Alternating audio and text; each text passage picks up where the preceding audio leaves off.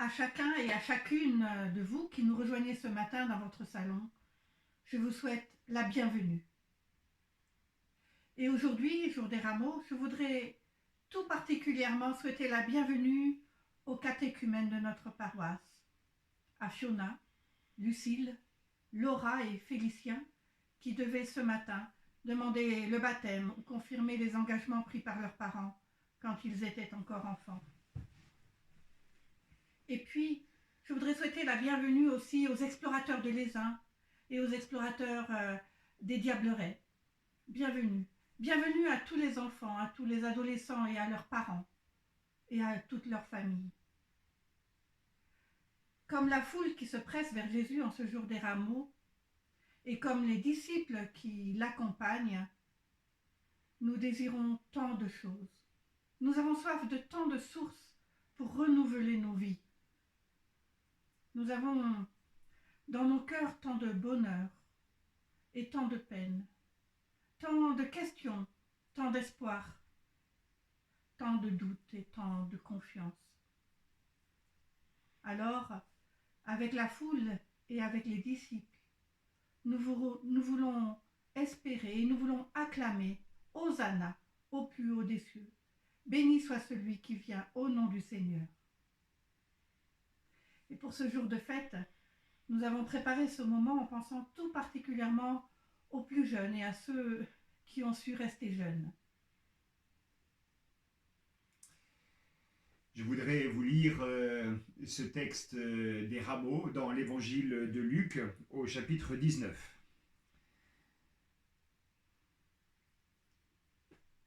Jésus partit en avant et monta vers Jérusalem.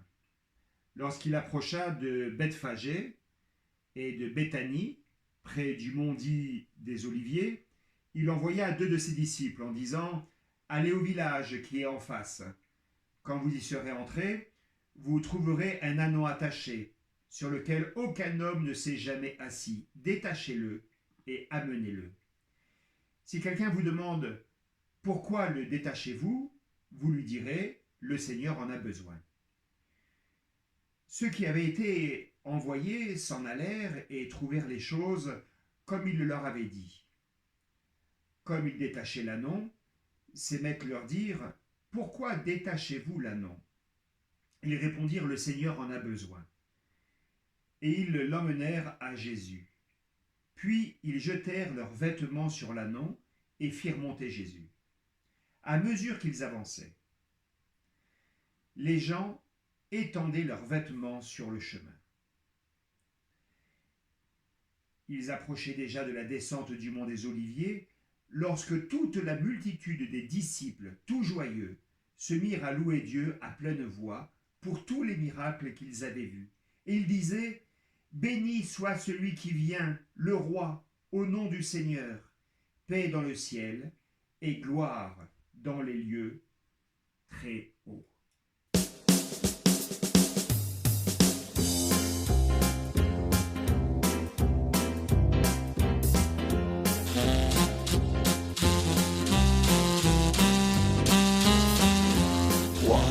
Seigneur des seigneurs, gloire, alléluia.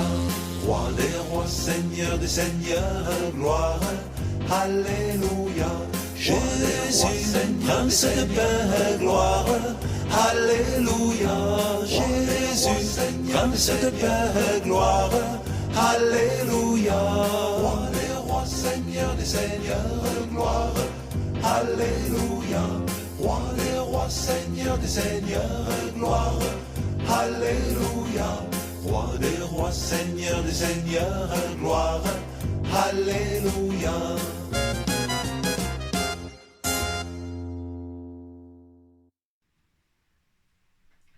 Alors il faut que je vous raconte ce qui nous est arrivé.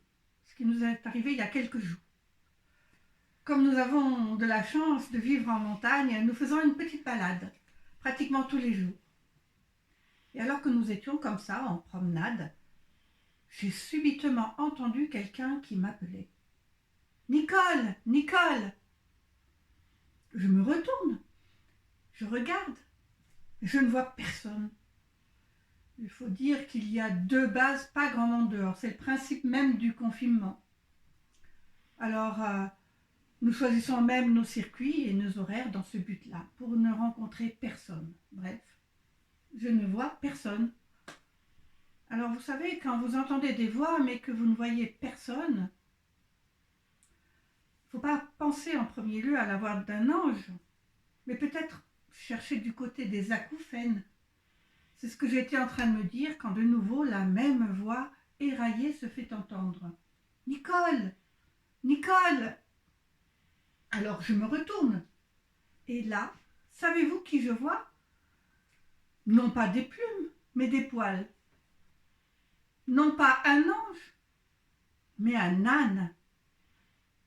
Alors bien sûr, en période de confinement, et surtout pour quelqu'un comme moi qui aime tant les relations, entendre parler un âne, c'est un peu comme s'inventer un ami imaginaire. Sauf que là, il était devant moi, l'âne, et il me parlait. Cela m'a fait tout bizarre.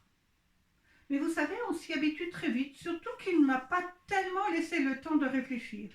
Il a enchaîné direct. Tu sais, Nicole, nous n'avons pas toujours eu de grandes oreilles comme ça. Alors là, je suis restée sans voix.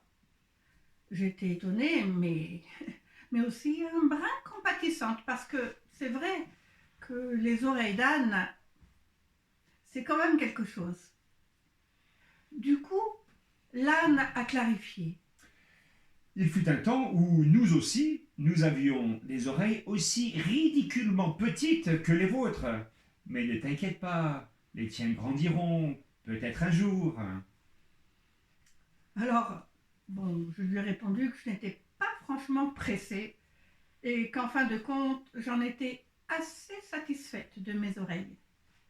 Et puis, pour faire bonne mesure, je lui ai quand même dit qu'avoir des oreilles d'âne, ce n'était pas vraiment un compliment de par chez nous.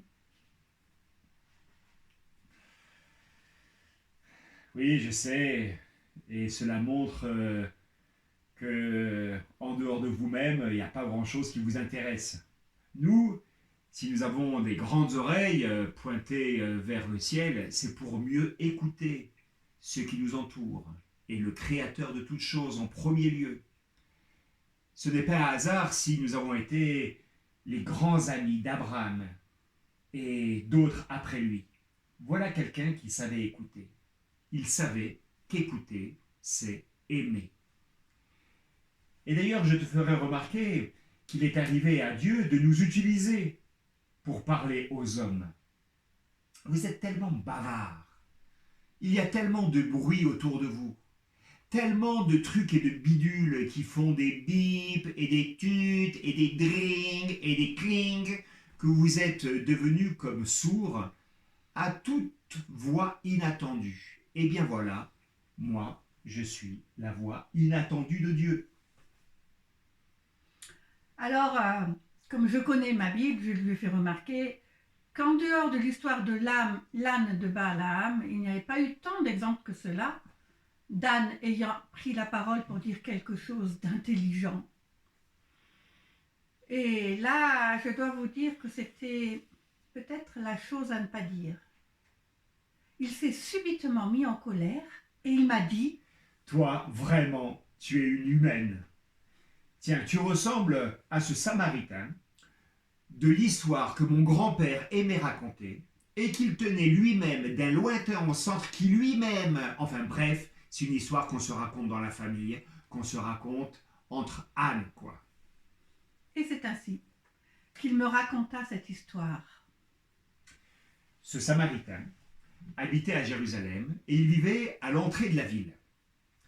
C'était un brave homme, mais c'était un Samaritain, c'est-à-dire que c'était un type que l'on ne cherchait pas vraiment à fréquenter.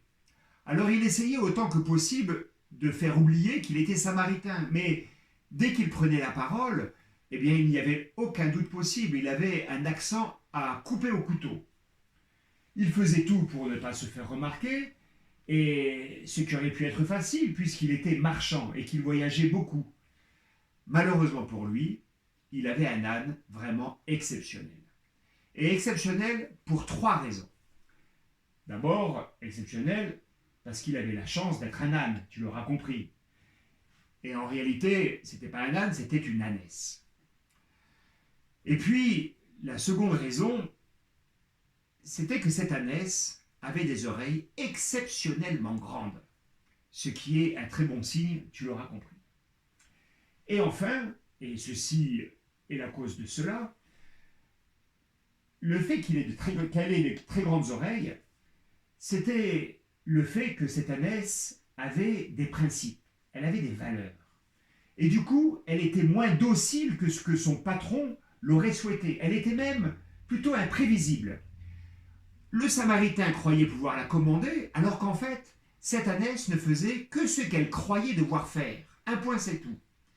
Il disait d'elle que c'était une tête de mule, qu'elle était têtue comme une bourrique, alors que elle, dans son fort intérieur, elle savait que c'était une ânesse qui avait des convictions. Alors vous ne saviez peut-être pas, mais il existe des ânesses de conviction. Voilà, si tu ne le savais pas, au moins aujourd'hui tu auras appris quelque chose. Il existe des ânesses de conviction. Et le pendant des convictions de cette ânesse, c'est que c'était aussi une ânesse de contradiction. Et tout le monde plaignait le Samaritain d'être malheureux d'être propriétaire d'une telle ânesse. Et d'ailleurs, il l'avait appelée Titane. Titane, pourquoi? Eh bien parce qu'elle avait la tête dure comme du titane. Elle était capable de tout, cette Titane. Par exemple, tout à coup, sans prévenir, elle partait en courant sans que le Samaritain n'arrive à l'arrêter. Et comme elle le semait systématiquement, eh bien, il ne savait pas où elle allait, ni ce qu'elle faisait. Il n'avait plus qu'à attendre, car elle revenait toujours. Et parfois, sans raison apparente, elle s'arrêtait au beau milieu du chemin. Et là, il n'y avait rien à faire. Ni la carotte, ni le bâton n'y faisaient rien. Impossible de la faire repartir. Tenez, un soir, et ça lui est arrivé sur la route qui va de Jérusalem à Jéricho, notre ami samaritain transportait beaucoup de marchandises à vendre. Et comme à chaque fois qu'il traversait ce coin, il n'était pas très tranquille, parce que des bandes de brigands attaquaient régulièrement les voyageurs. Il n'était donc déjà pas très tranquille, mais il fut littéralement terrorisé lorsque soudain, par une sorte de caprice dont elle avait l'habitude, l'ânesse s'arrêta net à l'endroit le plus propice aux embuscades. Alors le Samaritain tira, poussa, supplia, mais rien à faire, elle ne voulait pas bouger. Des personnes l'avaient croisée, d'autres l'avaient doublée, mais ils n'avaient même pas essayé de l'aider. Ils étaient trop pressés de sortir de ce coupe-gorge si dangereux. Il a quand même vu l'un d'eux sourire en s'éloignant, et je crois bien qu'il y avait même un pasteur dans le lot, mais il y a prescription, alors silence. Que faire, se demandait notre Samaritain découragé. Allait-il abandonner son ânesse et toutes ses marchandises, ses richesses? Allait-il les laisser là, au milieu du chemin? Et soudain, il entendit une sorte de gémissement. Il avait de plus en plus peur. Alors il tira de nouveau sur la corde, mais rien à faire, Titane ne voulait pas bouger. Le gémissement se transforma en longue plainte, et le Samaritain crut distinguer un appel. Et cela venait du ravin en bas, dans le creux de la route. Alors calmant sa peur, il descendit dans les rochers et trouva un blessé qui serait mort si personne ne lui avait porté secours. Alors il soigna les blessures avec de l'huile et du vin, comme on le faisait à l'époque. Puis il le mit sur le dos de l'ânesse qui, par miracle, ne fit aucun problème cette fois pour repartir. Et c'est même elle qui prit la direction des opérations en allant tout droit jusqu'à une auberge où de nouveau elle s'arrêta comme si c'était là le terminus. Pof. Alors le Samaritain fit entrer le blessé et paya non seulement sa chambre, mais aussi les soins et la nourriture pour les jours à venir. Et depuis ce jour-là, le Samaritain ne regarda plus son ânesse comme avant. C'est comme s'il avait compris quelque chose. Il cessa de vouloir lui imposer sa volonté et au contraire, il prit au sérieux ce que jusqu'à présent il considérait être juste des caprices. Désormais, quand elle s'arrêtait, il regardait autour de lui pour voir s'il n'y avait pas un homme ployant sous un fardeau ou une femme fatiguée par le chemin. Il savait que son ânesse, de toute façon, ne repartirait que portant là un sac et là quelqu'un d'épuisé. Et quand elle se sauvait, il n'essayait plus de la retenir. Il savait qu'elle reviendrait et que tout serait pour le mieux. Et d'ailleurs, depuis ce jour-là, plus personne ne se mit à se moquer de lui. Son ânesse n'avait pas changé, c'est lui qui avait cessé de se rendre ridicule. Plus tard, son ânesse avait donné naissance à un petit anon. Un beau petit anon dont elle était très fière, et il s'appelait Grisou. Personne n'était encore monté dessus. Alors bien sûr, le Samaritain avait bien essayé une fois, mais Titane avait mordu son pantalon si fort qu'il en était tombé par terre et de nouveau il s'était rendu ridicule. Alors du coup, prudent, il n'avait pas recommencé.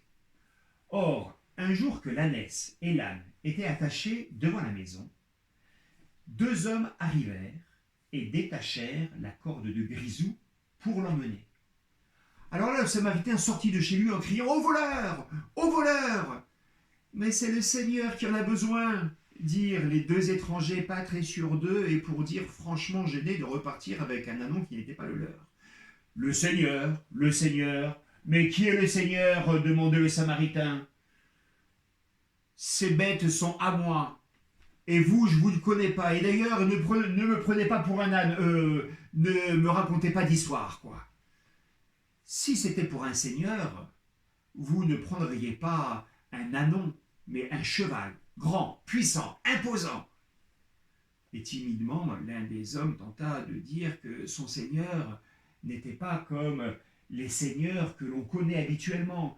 Lui, il ne portait pas d'épée, il ne parlait pas de guerre, mais de respect et de paix et même d'amour.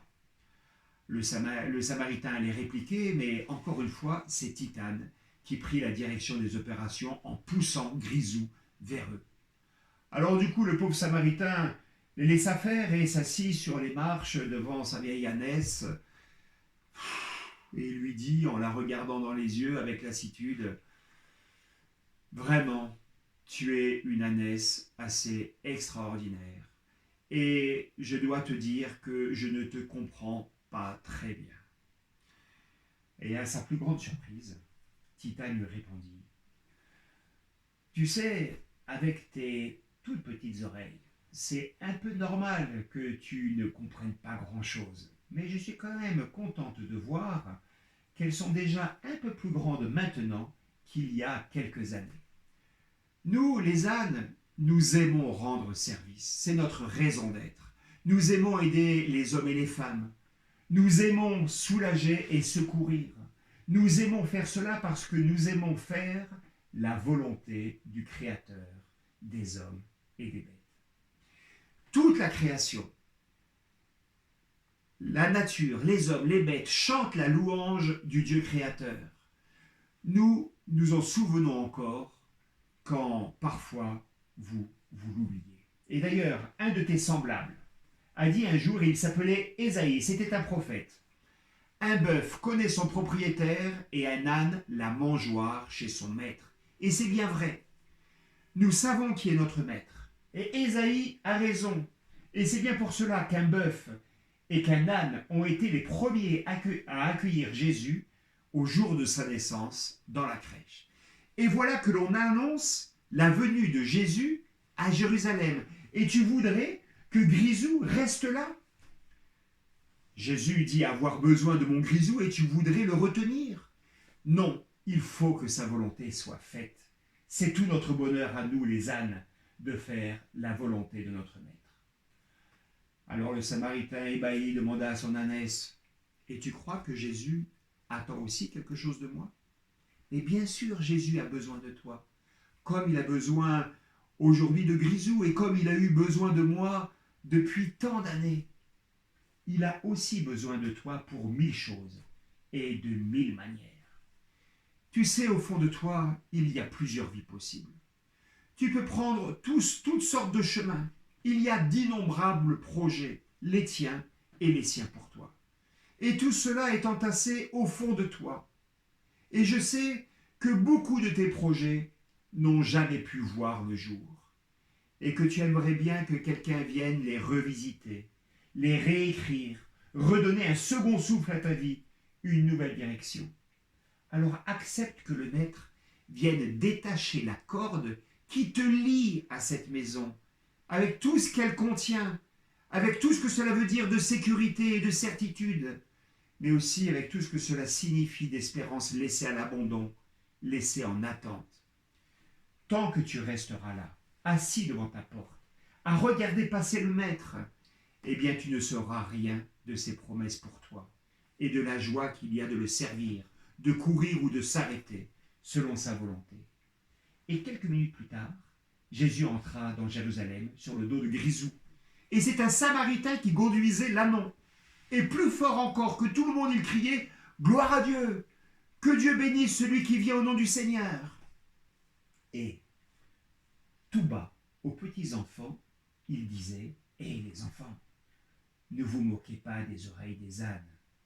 Et vous aussi, mettez-vous en route à la suite de Jésus. »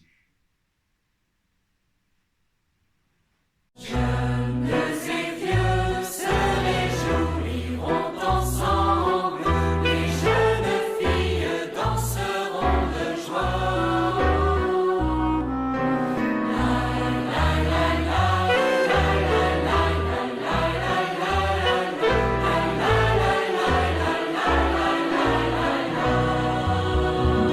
Je changerai leur deuil en allégresse.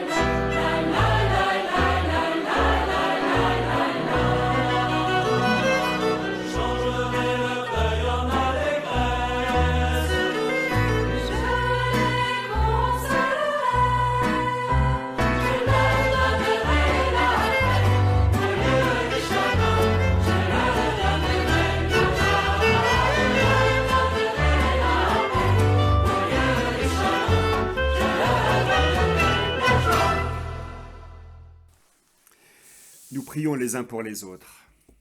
Seigneur, nous voulons te dire merci parce que tu nous acceptes tels que nous sommes. Tu ne nous écrases pas de ta puissance ni de tes exigences. Aujourd'hui commence la Semaine Sainte où nous allons te suivre, prendre la scène avec toi, te renier, rester dans le silence de la croix et chercher les signes de ta présence au petit matin de Pâques. Dans ce chemin commun, c'est encore toi qui soutiens notre foi, nous encourage, nous pardonne et nous console. Seigneur, nous te prions pour ceux et celles qui sont malades et alités, pour ceux et celles qui ont peur de l'avenir et dont l'espérance est blessée. Nous te prions pour ceux qui ont perdu un être aimé, qui se battent contre le vertige du silence et de l'absence.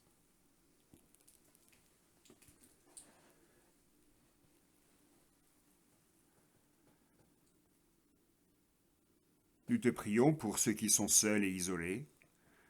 Nous te prions pour les familles, pour qu'elles soient des espaces de parole et de vie, des refuges où chacun se découvre inconditionnellement aimé.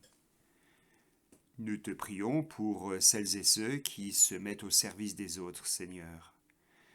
Redonne-nous, redonne à chacun courage et confiance.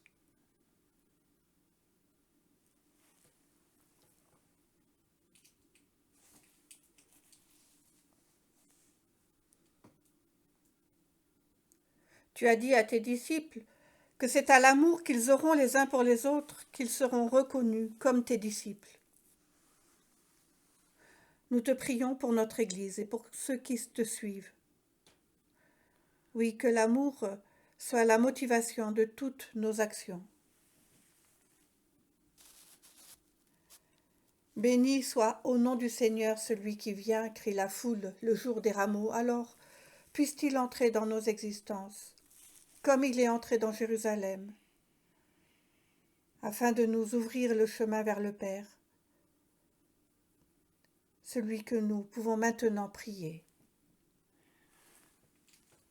Notre Père qui es aux cieux, que ton nom soit sanctifié, que ton règne vienne, que ta volonté soit faite sur la terre comme au ciel. Donne-nous aujourd'hui notre pain de ce jour. Pardonne-nous nos offenses, comme nous pardonnons aussi à ceux qui nous ont offensés. Ne nous laisse pas entrer en tentation, mais délivre-nous du mal, car c'est à toi qu'appartiennent le règne, la puissance et la gloire, au siècle des siècles. Amen. Amen.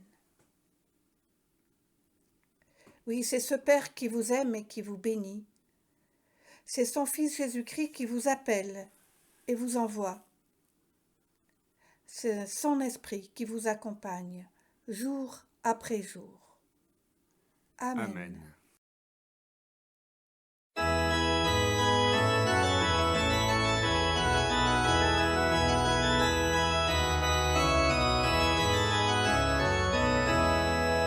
Frappez dans vos mains, vous tous les humains, en cet heureux jour, venez tour à tour, d'un chant solennel louer l'Éternel.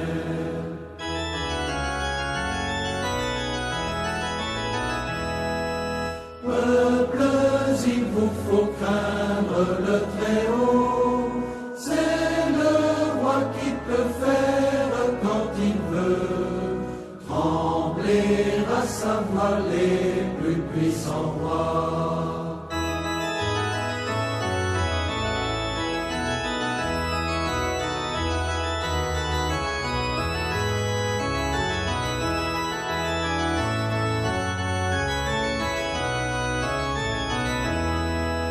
Peuple, le voici qui se montre ici, que pour l'honorer et pour l'adorer, on aille au-devant du grand Dieu vivant.